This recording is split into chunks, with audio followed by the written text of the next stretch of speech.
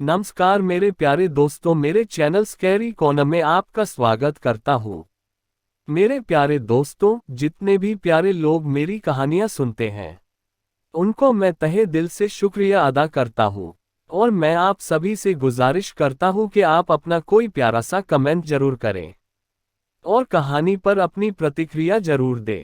एक ऐसी कहानी जहाँ प्यार, रहस्य और खौफ का खतरनाक खेल खेला जाता है। आज जो कहानी मैं आप लोगों के लिए लेकर के आया हूँ उसमें आपको एक अधूरे प्यार की दास्तान मिलने वाली है। दोस्तों, प्यार इस दुनिया की सबसे प्यारी चीज है। अगर प्यार पूरा हो जाए और जिससे हम प्यार करते हैं वो इंसान अपना हो जाए तो। नहीं तो वही प्यार कुछ लोगों के लिए उनकी जिंदगी का सबसे बड़ा दर्द बन जाता है। तीन दोस्त रवि, मेघा और अर्जुन एक कुख्यात कोठारी विला में एक रोमांचक एडवेंचर के लिए जाते हैं। लेकिन जैसे ही वे उस खंडहर में कदम रखते हैं, अजीब घटनाएं शुरू हो जाती हैं। खुद ब खुद हिलती चीजें, रहस्यमयी आवाजें और एक छाया जो उनका पीछा कर रही थी। धीरे धीरे उन्हें विला से जुड़ी एक भयावह प्रेम कहानी का पता चलता है, आयशा और कार्तिक की अधूरी मोहब्बत जो अब भी उस घर में बसी हुई है। लेकिन सबसे बड़ा झटका तब लगता है जब मेघा को एक पुराना राज पता चलता है। और वो राज पता चलने के बाद तीनों दोस्तों की जिंदगी हमेशा हमेशा के लिए बदल जाती है। क्या है वो भयानक राज? एक ऐसे प्यार की दास्तान जो मौत के बाद भी अधूरी नहीं रहने दी गई। चलिए सुनते हैं आज की हमारी कहानी। गहरी रात थी। मुंबई से गोवा की ओर जाने वाली सड़क पर कार के टायर बारिश से भीगी सड़क पर हल्के हल्के फिसल रहे थे। यार, ये जगह सच में डरावनी लग रही है, रवि ने ड्राइविंग करते हुए कहा। अरे बस कुछ ही देर में विला पहुंच जाएंगे, इतना डरो मत, मेघा ने मुस्कुराते हुए जवाब दिया।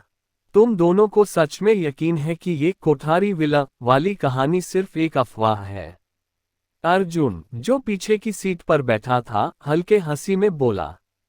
रवि और मेघा बचपन से दोस्त थे और कुछ महीनों से दोनों को लग रहा था कि उनके बीच सिर्फ दोस्ती नहीं, कुछ और भी है। लेकिन अर्जुन, वो हमेशा से मेघा को पसंद करता था। इस ट्रिप के पीछे उसका असली मकसद भी यही था, मेघा को यह बताना कि वो उससे प्यार करता है। कोठारी विला, एक ऐसा नाम जो सुनते ही लोगों के चेहरे पीले पड़ जाते थे। कहा जाता था कि बरसों पहले वहां एक लड़की आयशा रहा करती थी जो किसी से बेइंतहा मोहब्बत करती थी। लेकिन उसका प्यार अधूरा रह गया और उसने उसी विला में खुद को खत्म कर लिया। तब से वहां जाने वालों ने अजीब अजीब घटनाओं का अनुभव किया था। अर्जुन को इन सब कहानियों पर यकीन नहीं था, लेकिन रवि थोड़ा सहमा हुआ था। रात के 12 बजे उनकी कार विला के सामने रुकी। लोहे का पुराना गेट जंग लगा था और हल्की हल्की हवा में झूल रहा था। अंदर का हिस्सा घने पेड़ों से ढका हुआ था, जिससे विला का बाहरी हिस्सा भी पूरी तरह नहीं दिख रहा था। हमें सच में अंदर जाना चाहिए? रवि ने धीरे से पूछा। क्यों, डर गए? मेघा ने चिढ़ाते हुए कहा। चलो ना, मजा आएगा। अर्जुन उत्साहित था। तीनों ने अपने फोन की फ्लैशलाइट ऑन की और अंदर जाने लगे। दरवाजे के पास पहुंचते ही हवा का एक तेज झोंका आया और विला का दरवाजा खुद ब खुद खुल गया। रवि ठिठक गया। ये हवा से हुआ होगा शायद। ओह कम ऑन, यह जगह बहुत पुरानी है, दरवाजे की कुंडी कमजोर होगी, मेघा ने कहा और अंदर कदम रखा। अंदर घुसते ही उन्हें एक अजीब सी ठंडक महसूस हुई। हवाओं में नमी थी, लेकिन उसके साथ साथ कोई अजीब सी गंध भी थी, जैसे गुलाब और जले हुए लकड़ी की मिली जुली खुशबू। हॉल में लगे पुराने झूमर से अब भी धूल से सने हुए कांच के टुकड़े लटके हुए थे। फर्श पर जगह जगह टूटी हुई लकड़ियां और पुराने फर्नीचर के अवशेष पड़े थे। दीवारों पर हल्के हल्के दाग थे, मानो खून के सूखे निशान हो। इस जगह में सच में कुछ गलत लग रहा है, रवि ने धीरे से कहा। बस ज्यादा मत सोचो, मैं यहाँ कुछ शानदार फोटोज लेने आई हूँ, मेघा ने हंसते हुए कहा और अपने कैमरे से तस्वीरें खींचने लगी। अर्जुन ने भी माहौल को हल्का करने के लिए कहा, चलो ऊपर चलते हैं। सीढ़ियां पुरानी और चरमराती हुई थीं, जब वे ऊपर पहुंचे तो देखा कि एक बड़ा कमरा था जिसकी खिड़की टूटी हुई थी।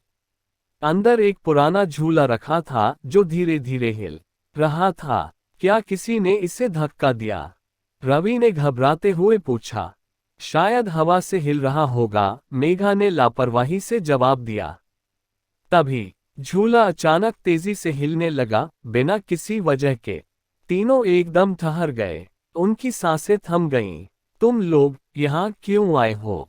एक धीमी सरसराती हुई आवाज कमरे में गूंज उठी। रवि, मेघा और अर्जुन ने एक दूसरे को डर से देखा। ये तुम्हारी आवाज थी, अर्जुन? रवि ने कांपते हुए पूछा। नहीं, अर्जुन के माथे पर पसीना आ गया था। फिर अचानक कमरे का दरवाजा जोर से बंद हो गया। तब मेघा चीख उठी। कोई बाहर है?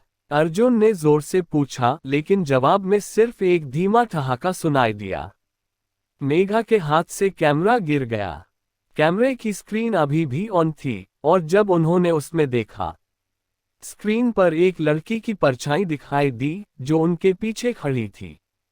कैमरे की स्क्रीन पर दिखाई देने वाली परछाई ने उनकी रूह तक कंपा दी। मेघा ने झट से कैमरा उठाया और पीछे पलटी, लेकिन वहां कोई नहीं था। मां, मैंने देखा था, वहां कोई था। मेघा की आवाज कांप रही थी। रवि ने घबराकर अर्जुन को देखा। भाई, अब तुम मान ले, ये जगह सच में हॉन्टेड है। कोई भूत वूत नहीं होता। ये सब बस हमारा दिमाग खेल खेल रहा है। अर्जुन ने खुद को समझाने की कोशिश की, लेकिन उसकी आवाज में भी घबराहट साफ झलक रही थी। कमरे का दरवाजा अचानक फिर से खुल गया, जैसे किसी ने उसे धक्का देकर खोला हो। चलो, यहां से निकलते हैं। रवि ने मेघा का हाथ पकड़ लिया। लेकिन तभी, मत जाओ, एक धीमी दर्द भरी आवाज कमरे में गूंजी। तीनों के रोंगटे खड़े हो गए। अर्जुन ने हिम्मत करके इधर उधर देखा, लेकिन कोई दिखाई नहीं दिया। नीचे जाने के लिए वे सीढ़ियों की ओर बढ़े ही थे कि अचानक एक जोरदार धमाका हुआ। धड़ाम! सीढ़ियों की रेलिंग खुद ब खुद टूट गई और पूरा लकड़ी का हिस्सा नीचे गिर गया। अब उनके लिए वापस नीचे जाना नामुमकिन हो चुका था।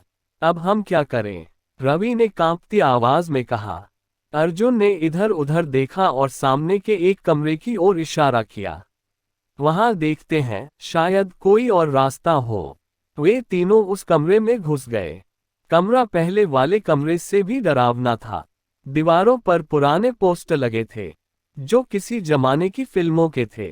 कोने में एक पुराना रेडियो रखा था, जिसमें से धीमी सरसराहट की आवाज आ रही थी।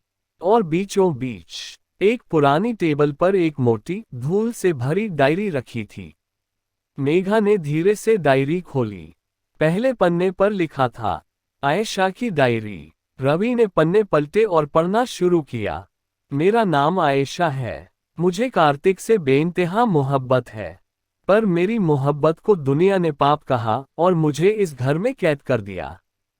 कार्तिक ने वादा किया था कि वो मुझे यहाँ से ले जाएगा, पर वो नहीं आया।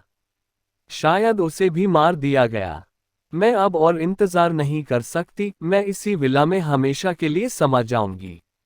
अगर कोई इस विला में आए तो उसे मेरा दर्द महसूस होगा और मेरी अधूरी मोहब्बत पूरी करनी होगी।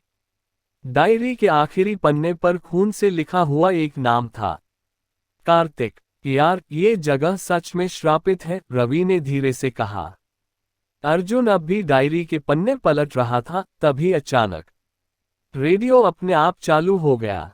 उसमें से एक पुराना गाना बजने लगा, लग जा गले की फिर ये हंसी रात हो न हो।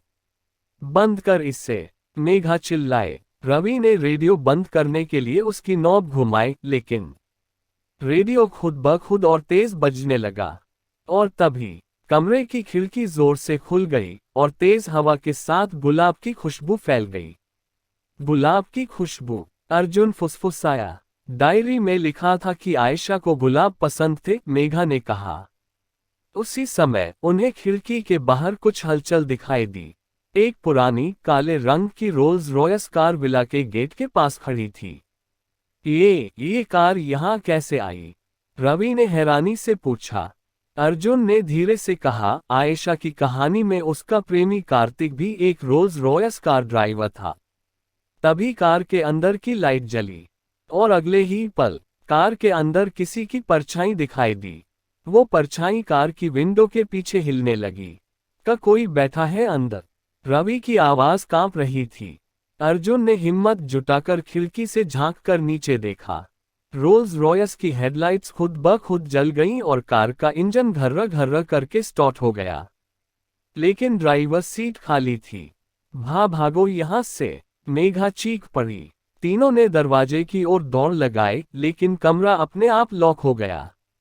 ये हो क्या रहा है? अर्जुन ने दरवाजे को जोर से धक्का दिया, लेकिन वह टस से मस नहीं हुआ। तभी कमरे के कोने में रखा पुराना झूला अपने आप हिलने लगा। कार्तिक, तुम आ गए, एक मीठी मगर ठंडी और खौफनाक आवाज हवा में गूंजी। रवि, मेघा और अर्जुन के शरीर जैसे सुन्न पड़ गए। और फिर झूले पर एक धुंधली परछाई उभरने लगी। एक लड़की, सफेद साड़ी पहने, लंबे खुले बाल और आंखों में गहरा अंधेरा। आयशा। उसकी आंखें अर्जुन पर टिकी थीं। तुम कौन हो? अर्जुन के मुंह से बस इतना ही निकला। आयशा ने मुस्कुराकर कहा, मैं वो हूं जो अधूरी रह गई थी, मैं वो हूं जो किसी का इंतजार कर रही थी। वह धीरे धीरे हवा में तैरती हुई अर्जुन के करीब आने लगी। मुझे मेरा कार्तिक वापस चाहिए, उसने फुसफुसाते हुए कहा। अर्जुन घबराकर पीछे हटा, लेकिन मेघा ने नोटिस किया कि आयशा की आंखें अर्जुन को देखकर बदल रही थीं। पहले उनमें एक प्यास थी, फिर कुछ जाना पहचाना सा अपनापन, जैसे वह अर्जुन को पहचान रही हो। नहीं नहीं, मेघा ने धीरे से कहा। क्या हुआ? रवि ने पूछा। अर्जुन, तुम्हारा चेहरा। मेघा की आंखों में डर और झटका था। क्या मतलब? अर्जुन ने कांपती आवाज में पूछा। आयशा की डायरी में कार्तिक के बारे में जो लिखा था, उसकी फोटो। रवि ने जल्दी से डायरी उठाए और आखिरी पन्ने पर देखी गई तस्वीर को गौर से देखा। और फिर उसकी आंखें फटी की फटी रह गईं। तस्वीर में जो शख्स था, उसकी शक्ल अर्जुन से मिलती थी। अर्जुन, मेघा की आवाज धीमी पड़ गई। तुम ही कार्तिक हो। अर्जुन के दिमाग में झटके से अजीब अजीब दृश्य कौंधने लगे। पुराने जमाने की वही रोल्स रॉयस, बारिश की रात, एक खूबसूरत लड़की जिसे वह गले लगा रहा था। कार्तिक, मैंने कहा था न, तुम लौट कर आओगे। आयशा ने अर्जुन के चेहरे को धीरे से छू लिया। अर्जुन की आंखों के आगे अंधेरा छाने लगा। उसके शरीर में एक तेज झटका महसूस हुआ, जैसे किसी ने उसकी आत्मा को जकड़ लिया हो। अर्जुन। मेघा ने उसे पकड़ने की कोशिश की, लेकिन अर्जुन का शरीर अकड़ने लगा। वह कांपते हुए आयशा की आंखों में देख रहा था। और फिर अर्जुन की आंखों का रंग बदलने लगा, गहरा लाल। उसने एक दर्द भरी चीख मारी और घुटनों के बल गिर पड़ा। अर्जुन, उठो। रवि ने उसे हिलाने की कोशिश की, लेकिन तभी बिजली कड़की और कमरा पूरी तरह अंधेरे में डूब गया। कुछ सेकंड तक हर तरफ बस सन्नाटा था। फिर कमरे की खिड़की से चांद की रोशनी अंदर आई और मेघा ने देखा। अर्जुन अब वहां नहीं था। नहीं, मेघा की आंखों में आंसू थे। रवि धीरे धीरे पीछे हटा। वो आयशा उससे ले गई। कमरे में अब सिर्फ डायरी पड़ी थी और उसके आखिरी पन्ने पर एक नया नाम लिखा था, मेघा। आयशा की आत्मा अर्जुन को वापस लेने आई थी, क्योंकि वह कार्तिक का पुनर्जन्म था। अब विला में एक और नाम जुड़ चुका था। क्या अगली बार मेघा को भी बुलाया जाएगा? आशा करता हूँ कि आपको यह कहानी जरूर पसंद आई होगी। कृपया आप अपना एक प्यारा सा कमेंट कर दें। और आपको इस कहानी का कौन सा भाग सबसे ज्यादा अच्छा लगा ये भी बताएं। और अपना नाम भी जरूर लिखें। और मैं अपनी अगली कहानी में आप सभी दोस्तों के नाम लेने की कोशिश करूंगा। और यदि आपके पास भी कोई कहानी है, तो कृपया उसे मेरे साथ शेयर करें डिस्क्रिप्शन में दिए गए ईमेल आईडी पर। और आपसे निवेदन करता हूं कि कृपया आप इस चैनल को सब्सक्राइब जरूर कर लें, ताकि जब भी मैं कोई नई कहानी अपने चैनल पर शेयर करूं, आपको उसका नोटिफिकेशन जरूर मिले और आप मेरी आने वाली सभी रोचक और डरावनी कहानी को सुन सके। मिलते हैं अगली कहानी पर। God bless you.